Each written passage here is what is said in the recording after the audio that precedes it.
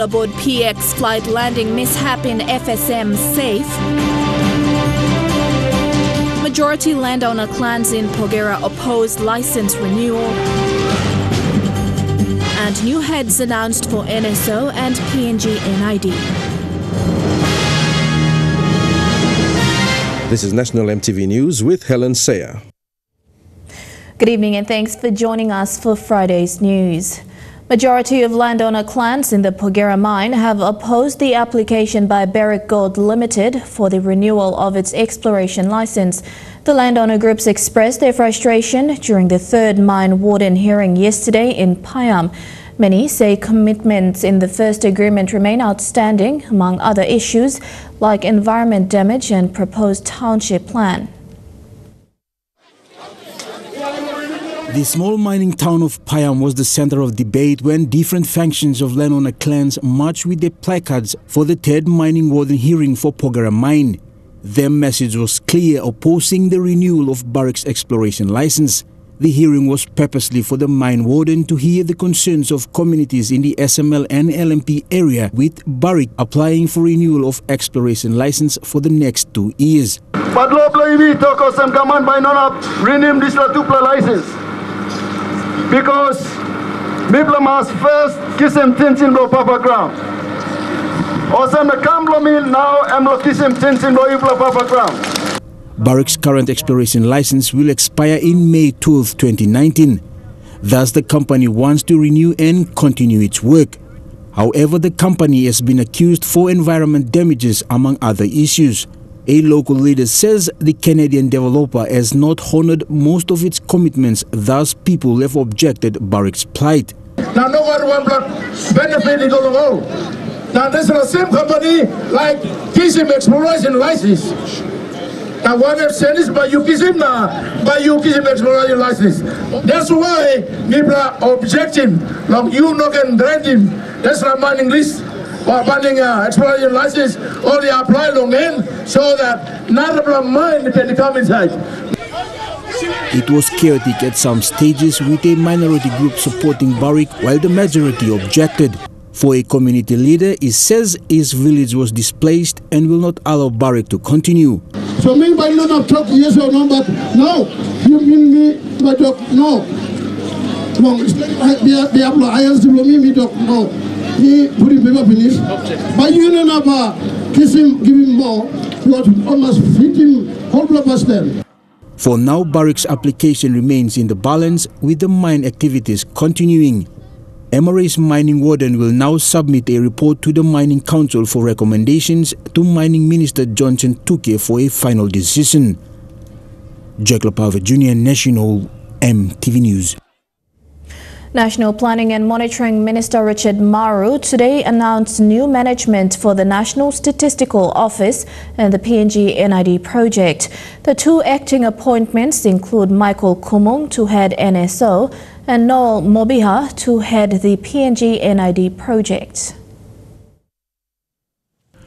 Michael Kumung was the acting Registrar General of the PNG Civil Identity and Registrar since October 2017, and with a master's degree in International Economics and Finance and with a strong background in statistics from the Queensland University, the minister is confident he is qualified to head the NSO. The NID project, a program that runs under the PNG CIR, will now be headed by Noel Mobia, a seasoned technocrat with a master's degree in engineering from the Auckland University. The minister congratulated them on their new appointments, saying he expects results from their work. So I want to continue to stress to both of you, it's not easy.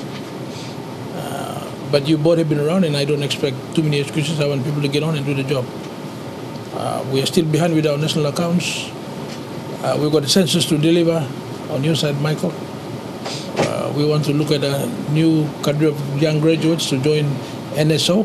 I want to see a program where we are now bringing in economists and mathematicians, young Papua New Guineans, intelligent Papua New Guineans to start. Mr. Kumung thanked the government for their trust and confidence in appointing him to this challenging job. He said with his experience from the PNG CIR, he will work hard to fix and build up the institution, getting it prepared for the national census in 2020. NSO is basically to produce statistics through surveys and research, but also to coordinate statistics for development purposes. The government needs real-time statistics. We need to know the census, the population demographic information. They need to know the economic statistics like the national accounts, the trade statistics, the business statistics.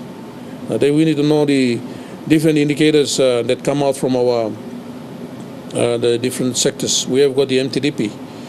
Mr. Mobia, when taking up his new post, says the aim of the PNG NID is to get 1.5 million people registered by the end of this year, and he will ensure his institution works towards achieving that goal.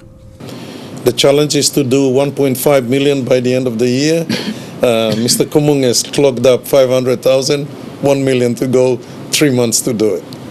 So that's the challenges we have before us, and obviously 8 million in 2021, 31st of December. So those are challenges before the office, before the registry at the moment, and the project itself, NID. The minister assured the new institutional heads that he will give them the support they need to see the institutions they will be leading moving forward.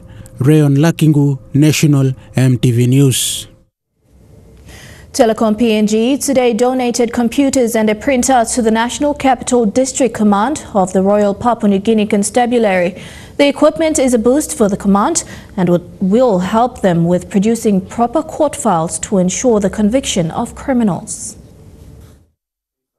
Telecom PNG, under its community service obligation, donated 3 computer desktops, 3 monitors, an uninterrupted power supply unit, a printer, cartridges, and a laptop to the National Capital District Command of the Royal Papua New Guinea Constabulary.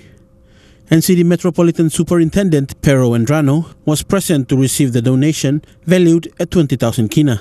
Jesse Waugua, Telecom PNG's General Manager for People, Capability and Security, said the equipment was important to the command to help efficiency in turnover of policing duties to the community. We, as Telecom, as one of the PNG's nationally owned company, we are here to assist you where necessary in terms of, I think these are some equipments that we are giving a worth of 20,000 to assist you with your communication, and also to assist with setting up, if we can assist in setting up your communication systems within the organization, so that we make it more efficient for our customers.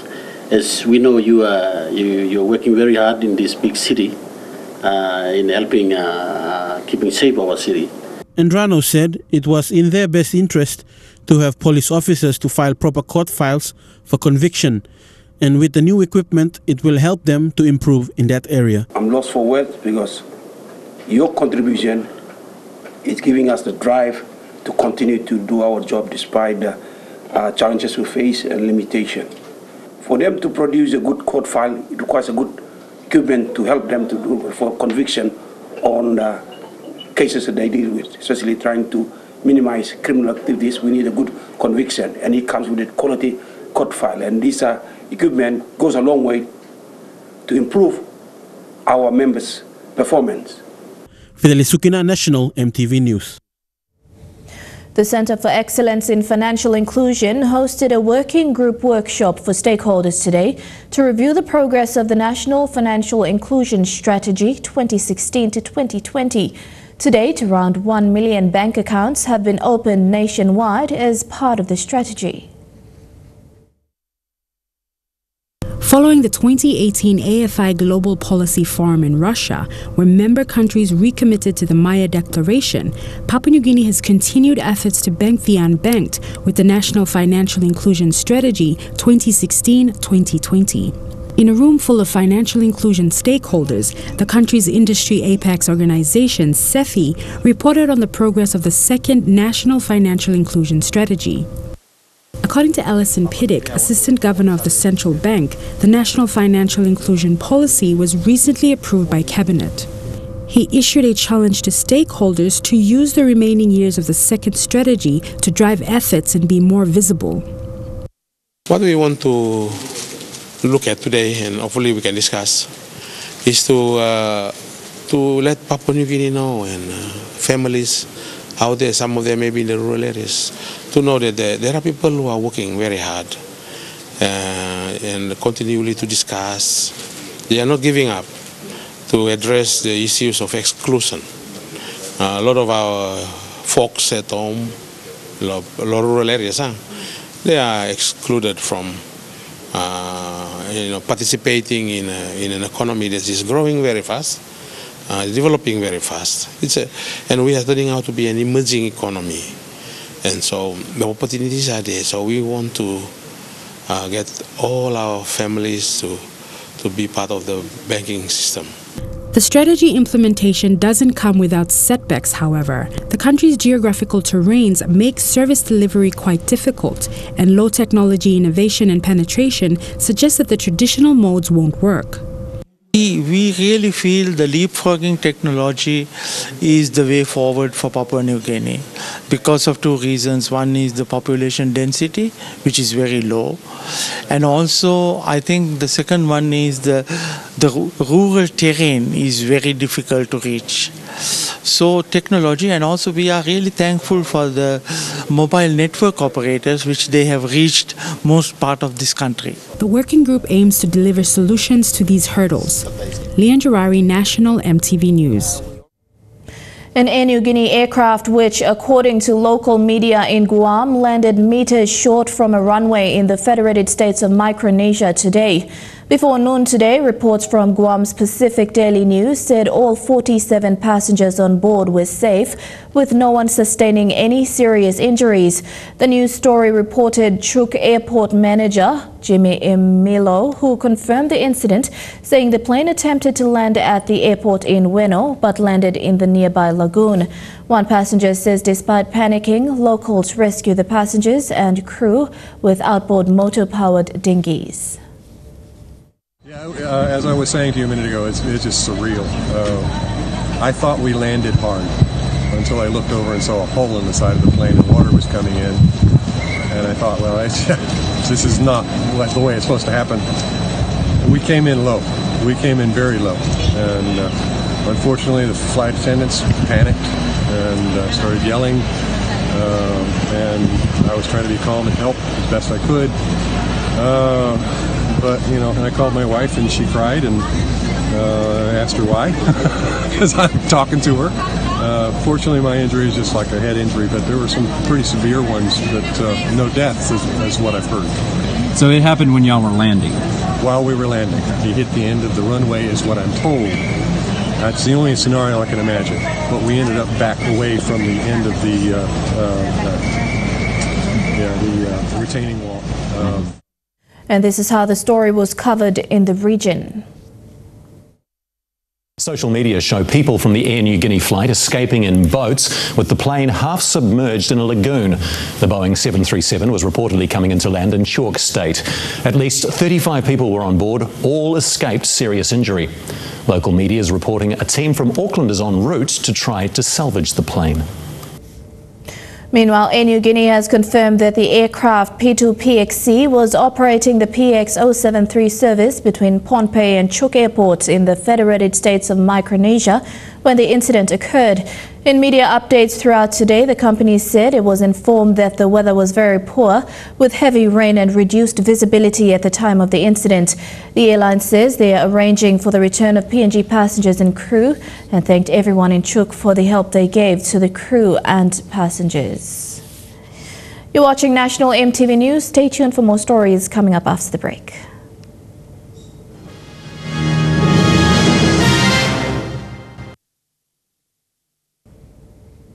Welcome back. 14 police motorcyclists graduated today, bringing the total number of qualified and licensed RPNGC motorcyclists in the country to 81. They were the sixth and final batch to participate in the APAC Motorcade program under the Royal Papua New Guinea Constabulary.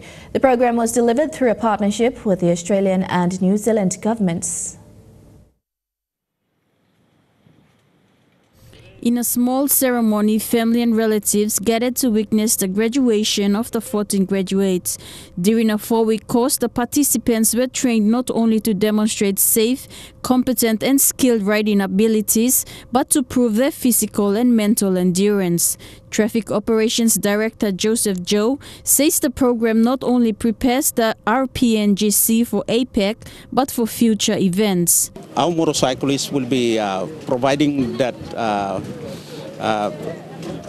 the motorcade.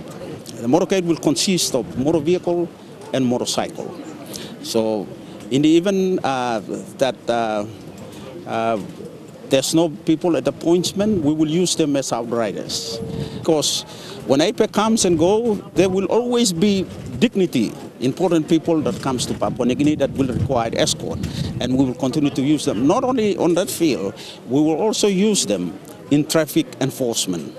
The RPNGC APEC Motorcycle Motorcade program was designed to impart the skills, knowledge and abilities into nominated PNGC officers to perform escort duties primarily during the APEC Leaders Summit week. 10 programs have now been delivered in the country, achieving a total of 81 qualified riders, 4 of which are women. Riding is not for everybody. It is a challenge even in the most controlled environments, so it is a testament to participants. Obstacle avoidance, riding skill, how to balance ourselves, to promote safe. It was a great experience. We've learned a good deal of motorcycling techniques and skills from the Australian Federal Police officers who are well versed with riding in their private life as well as their professional life. With the formal training phase now concluded, all qualified riders will continue their ongoing involvement in riding programs and skills maintenance days, combined with the recently completed APEC driving training program. Charlene Airy, National EMTV News. Close to 1,000 prisoners from Buimo Jail in Lae will be registering for new NID cards next week. They will be assisted by 21 other prisoners who were trained by the NID office in Lae. Julie Badui-Oa with this report. Prisoners were taught how to fill in the NID forms. The NID officers based in Lae took these through with the selected inmates. The 21 inmates are selected from each cell block. They will assist more than 950 prisoners to fill in their forms. The NID team leader Ronald Wolfe said they will be registered starting next week. La weekend, tamol family brole kam lo observe mol office mol obagi san blo information can further information kan some LLT na ILT blo or clan word blo sla some legal information about collecting can the weekend or film can consult la form. Alright, Monday ba mi blo kam lo register mol. Monday mi kam ba mi mountain kitchen sal office na ba mi blo start looking photo na fingerprint blo la tam. The NID rollout at Buimo CS in Lae began with the CS officers and their families. This follows the government's call to have all public servants be registered with NID cards by December this year. This is done through the arrangement of different registration teams into different sectors. Bring him service make him all to again film comfort lo when I'm service me over him outside all to get access in Charlie because all to him all body lo government all stuff in Charlie. I extend the invitation again to cater for the detainees who are citizens of this country, have the rights and the benefit from this project. The training today follows an awareness on NID registration with the inmates yesterday. The inmates were also given the chance to ask questions regarding the NID registration. Buimo currently has 962 prisoners, 472 are convicts, and 490 are remandees. Julie Badui-Owa, National EMTV News, Lae. The Malahang Technical School has seen a decline in school fights since 2014 after a task force committee was set up to address the problem in schools. The school now commemorates this through hosting the Malahang Reconciliation Day as a reminder for students and teachers. Principal Winstanley Taumba said generally students' attitudes have changed and academic results have improved since students stopped being involved in school fights. Students and teachers at Malahang Technical High School all gathered to commemorate the school's Reconciliation Day. This is an event set to observe the school's stand against student groupings and school fights. We usually have that as a day to commemorate, look at the past so that we can see how we are going and then we build on from there and on. So in past years, school fights became a norm in different secondary and high schools in the city. We had this students' unrest where 86 of our students were arrested because of the fighting in the school. The school board addressed the issue by setting up the task force committee. Since then, school fights have become rare. We don't have the fights at the moment, but we had to still remember that day. The Malahang Reconciliation Day ended with a reconciliation ceremony between two groups in the school. Lucy Kopana, National EMTV News, Leh. This is Friday's news stories making headlines overseas. When we come back, stay tuned.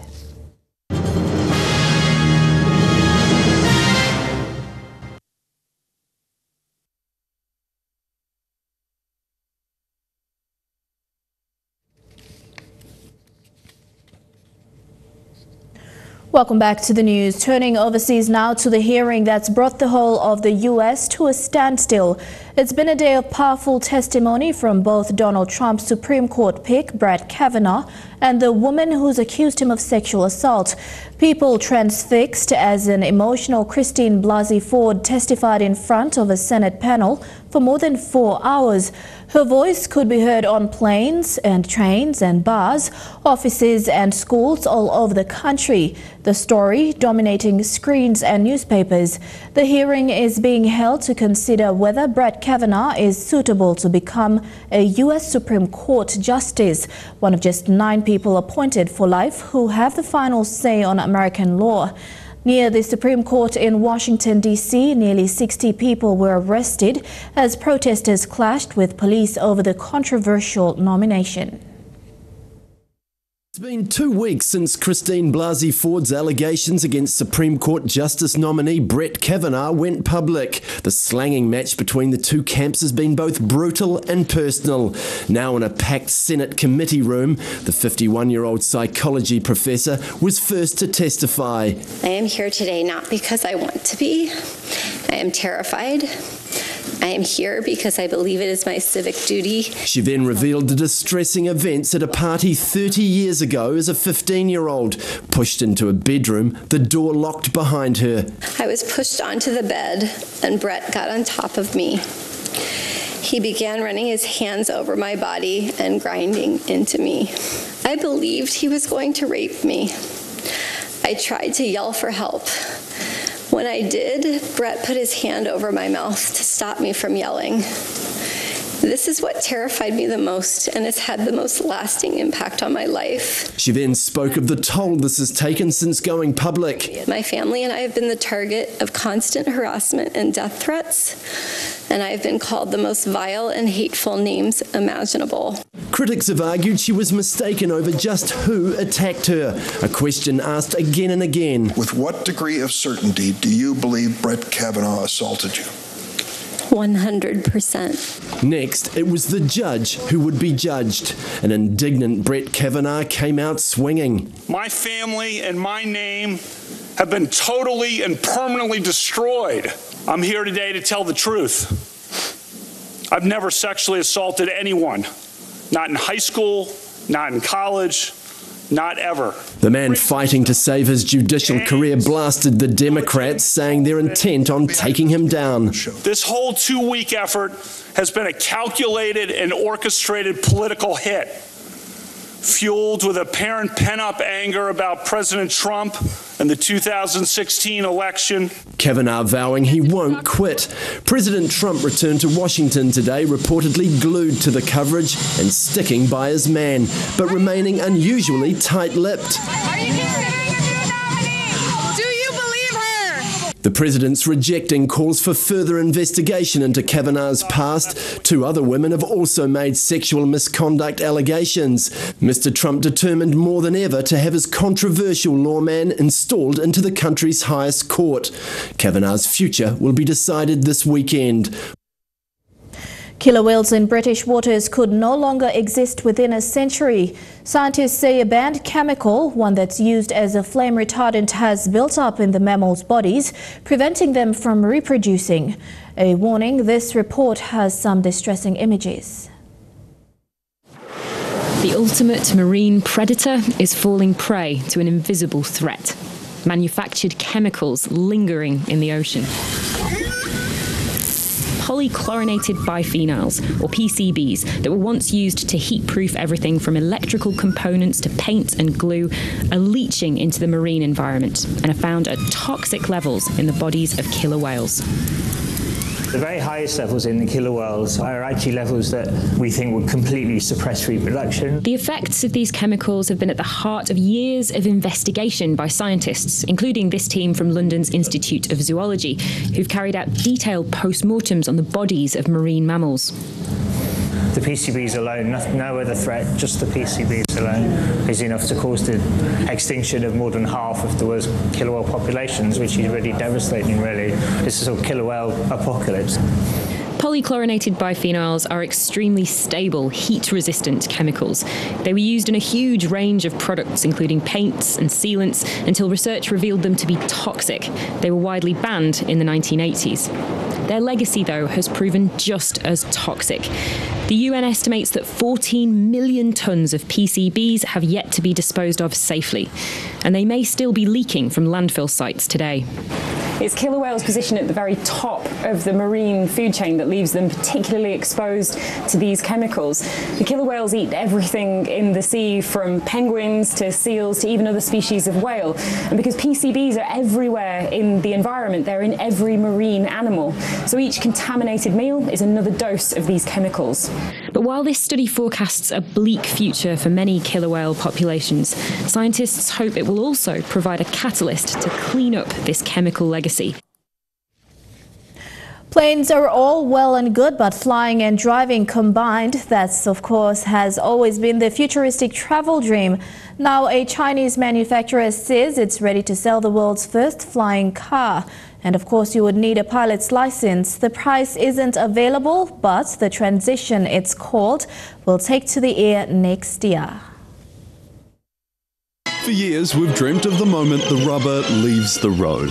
Meet George Jetson. Close your eyes at night and you imagine these things, that your car might be able to spread wings and fly. That's actually pretty exciting. Now the time has finally come. Get into in the morning, drive to the airport, unfold your wings, take off, fly to the airport nearest where you want to go, land, drive to your final destination, all in one vehicle. Volvo-owned Terrafugia is ready to launch the transition. It's no Ferrari, but switches from car to plane mode in under a minute and has a top speed of 160 kilometres. It's reportedly on sale next month and in the skies next year, but the price tag is still a mystery. You can fill it up at the pump at your local gas station, in addition to being able to store it in a single car garage. Movie makers imagined in 2015 Future would have flying cars. He had to worry about traffic problems. And it'd be the only way to get around by 2019. But reality has lagged behind. If you're flying today, then you've got to go through air traffic control and deal with those sorts of things. So it's not just for everybody to be able to get up in the sky. The car's got approval in the States, but needs to be signed off by our own authorities. But after years of dreaming, is it even in demand? Moving towards things where we rent what we need rather than having to own it. We see that with Airbnb, we see that with Uber. That seems to be a business model that makes a lot of sense. Either way, the future might be right around the corner. Where we're going, we don't need roads. You're at National EMTV News. Stay tuned for Trukai Sports coming up next.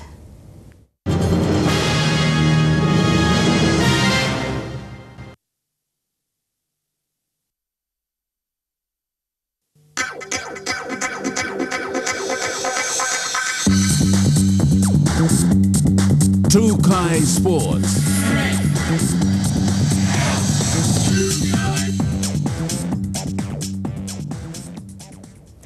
Welcome to Trukai Sports. To the NRL, and this year's NRL Premiership Grand Finale is set to showcase two of the strongest teams in the competition. Defending champions Melbourne Storm are not only looking to win back-to-back premierships, but also to farewell one of their greatest talents, Billy Slater. With only 2 days to the big showdown, punters started betting last week and are hoping for a double win. Now, punters at the Pacific Racing started as early as Wednesday this week to bet on this year's grand final NRL Premiership teams, the defending champions Melbourne Storms, who are going against the Sydney Roosters in Sydney, Australia at the ANZ Stadium. Now, sadly enough for Sydney Roosters, they will miss out on Cooper Cronk, who is currently nursing shoulder injuries, while the Melbourne Storms will be fighting hard to defend their premiership win from last year as they look forward to farewelling one of their greatest talents, Billy Slater, as he hangs his boots this year.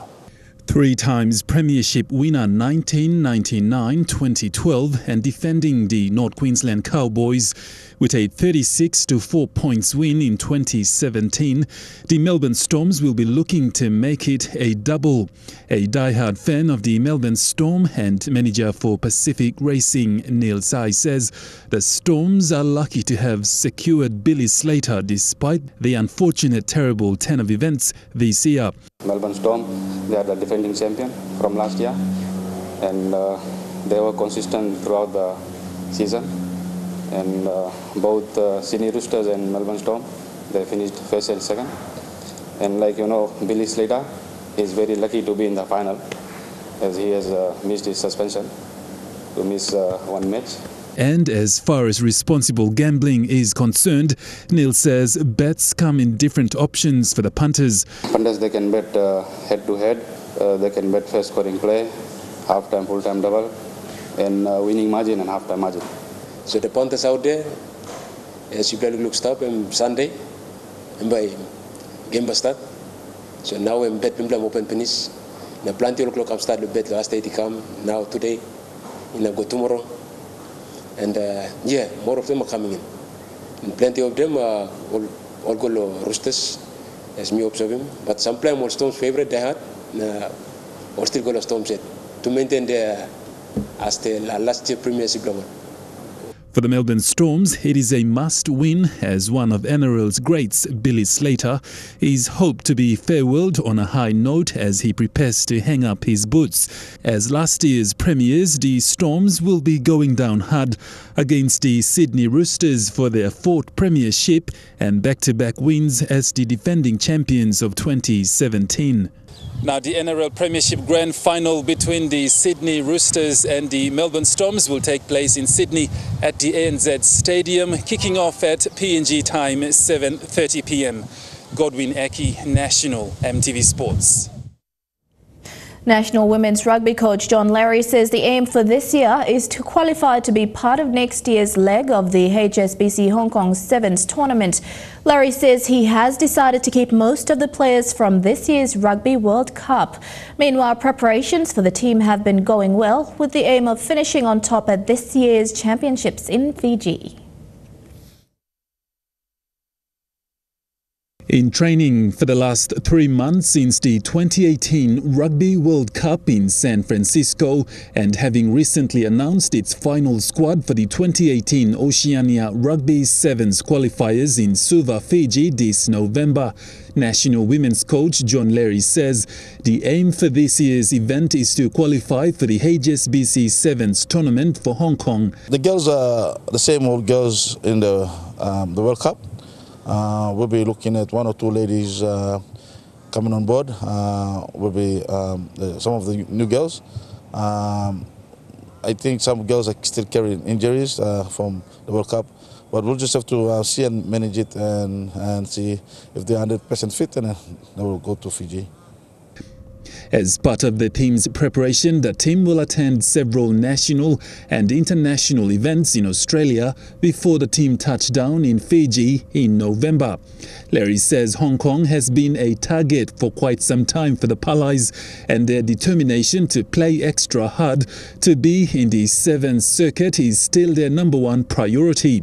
In the lead up to this year's Oceania Sevens tournament in Fiji. Yeah, we're looking forward to go to Nusa in 2 weeks' time. That'll be one of our preparations to go, and then we'll be coming back, name the squad to Fiji for 14 girls. Palais will travel to Nusa in Queensland earlier next month and later to Sydney and connecting through to New South Wales to Fiji to attend the Oceania Sevens qualifiers. The Oceania Sevens qualifiers will kickstart on the 9th and finish on the 10th of November 2018. 2018 Rugby World Cup premiers for both the men's and women's teams respectively. New Zealand and second in place the Australian side, and Fiji will go down hard in the qualifiers for the 2018 Oceania Sevens titles. Godwin Eki, National MTV Sports. You're watching Trukai Sports. We'll be back with more after these messages. Stay tuned.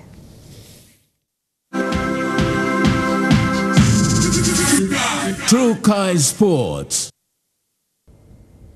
Welcome back to Trukai Sports. Well, as if Billy Slater hadn't provided enough drama ahead of the NRL Grand Final, former Melbourne Storm teammates Cooper Cronk and Cameron Smith had a slightly awkward encounter in front of the media today. Everyone wants to know whether Cronk will be fit to play on Sunday, and everyone also wants to know whether he and Smith still get along. Keeping the door open for an 8th Grand Final appearance, Cooper Cronk showing off the improved movement in his sore left shoulder. A big turnaround from 6 days ago. And that rocked him. That really hurt him. You can see this is half time. He had the treatment. With all due respect, I think I said it the other day, you're on a need-to-know basis, and at the moment you don't need to know. But yeah, there's an injury there, and it's just about, can I manage it? Can I deal with the pain? Wanting to know how much progress he's made, it's possible the Storm used today's press conference to take a closer look. But as Cooper Cronk was walking away, there was a gentle little tap on the left shoulder from Craig Bellamy. An unofficial fitness test. I just thought it was very funny in a way that, you know, we're all talking about this left shoulder, the rotator cuff injury. He's a tough little rooster, excuse the pun, but I've seen him play a lot of injuries with us, so like I say, if anyone's going to do it, it's going to be Coops. The Storm continued to pay tribute despite the rather large elephant in the room. After ending an illustrious career in Melbourne last season, Cronks barely talked to Cameron Smith, who gave life to rumours of a bitter feud when he skipped the wedding of his 14-year teammate in December. As I said, I was probably caught off guard a little bit when Coops told me, but that was it. I don't know where the other sort of theories and suggestions or thoughts come from. There's no sentiment in rugby league. It's just go out and do what you need to do. And these guys to my left have sacrificed a hell of a lot for me to be here. And that's part of the reason why I'm working around the clock to be right for Sunday. If he could turn back the clock, things might be different. But the 34-year-old's happy to move on and leave his past behind him. The most talked about man in golf will anchor the opening session of the Ryder Cup in France. Tiger Woods, just one of the talking points in the first 4 pairing for the sports' loudest showdown. It's the event where golfers are more like rock stars, and the crowd isn't afraid to make some noise. If there was a lead singer of the band, Tiger Woods would probably be it. Finding another player who'd thrive on that kind of attention was always going to be tricky for Team USA captain Jim Furyk, but there really was only one contender. Patrick Reed. It is the rare player that can breathe in Tiger Woods' atmosphere. Patrick Reed appears to be that player. He's the guy that say, I want all eyes on me. You even saw it in the ceremony there. Woods paired with the reigning Masters champion, the man they call Captain America, who more recently has established a strong Ryder Cup partnership with Jordan Spieth. Furyk taking a gamble by splitting up the successful duo. Jordan Spieth and Justin Thomas. While the Americans have gone with 4 new teams. The Europeans instead have 4 rookies, 1 in each of their 4 ball teams, as they look to continue their proud history on home soil. This great continent can at times be a fragmented place, but when it comes to the Ryder Cup, it is different.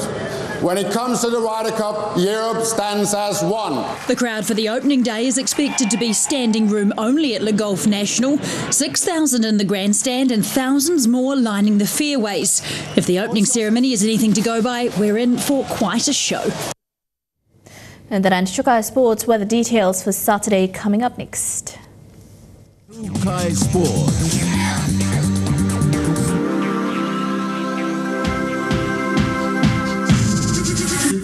True Kai Sports.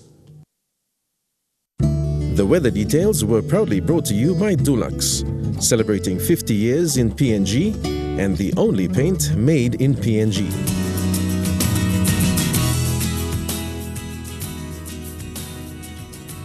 A look at the weather forecast in the southern region. Fine all throughout the southern region in Port Moresby, Daru, Kerema, Alutsau and Popondita.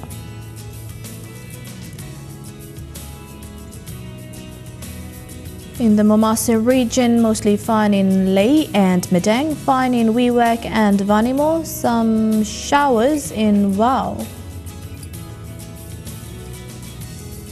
In the New Guinea Islands region, mostly fine weather right across the region in Lorengau, Kavieng, Kokopo, Rabaul, Kimbe and Buka.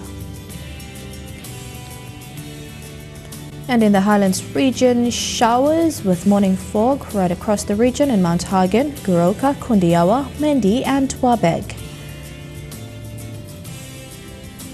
There is a strong wind warning forecast for small ships.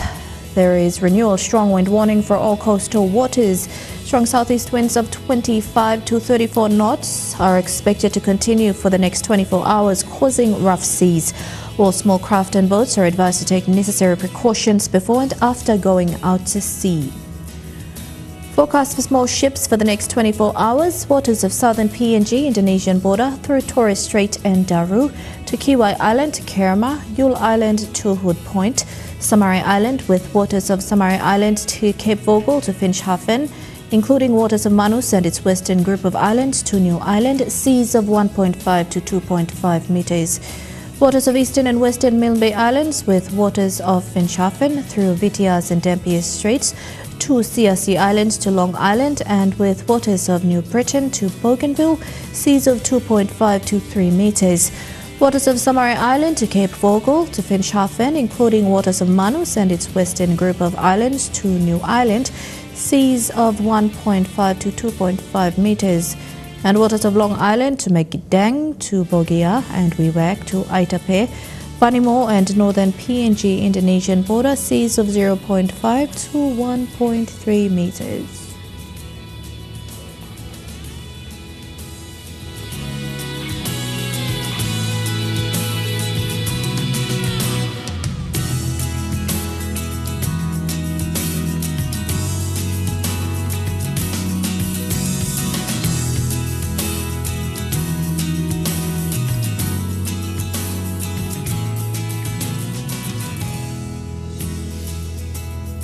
Ocean forecast for PNG areas in the Coral Sea. Seas moderate to rough with southeast winds at 20 to 34 knots.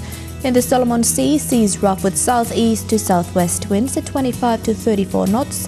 In the Bismarck Sea, seas moderate to rough with southeast winds at 20 to 34 knots. And in the Pacific Ocean, seas moderate to rough with south to southwest winds at 25 to 34 knots.